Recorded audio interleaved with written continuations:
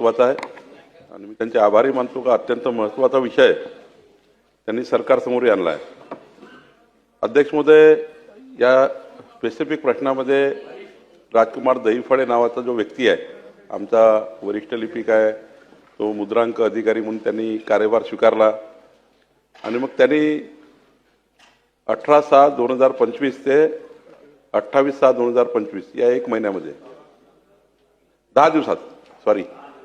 10 दिवसामध्ये जवळपास 800च्या वर डॉक्युमेंट केले आणि हे 800 डॉक्युमेंट एकूण जे डॉक्युमेंट बघितले तर या डॉक्युमेंटमध्ये MRTP ऍक्ट 1966चा आणि मुद्रांक अधिनियम 1908चा ज्या तरतुदी आहे त्या तरतुदीचं संपूर्ण उल्लंघन केलं आणि अनधिकृत इमारतीचं नोंदणी करून टाकली.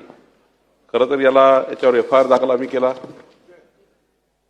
मोठी रक्कम या ठिकाणी बुडवली आहे, 13,99,00,000 रुपये आणि तुर्भे पोलीस स्टेशनमध्ये आम्ही गुन्हाही दाखल केला आहे.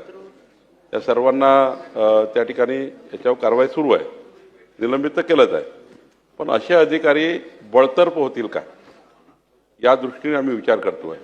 हा नोकरीत ठेवण्याचा लायकीचा नाही आहे, त्यामुळे यांना पुढची कारवाई बळतर्फीकडे आम्ही जातो आहे.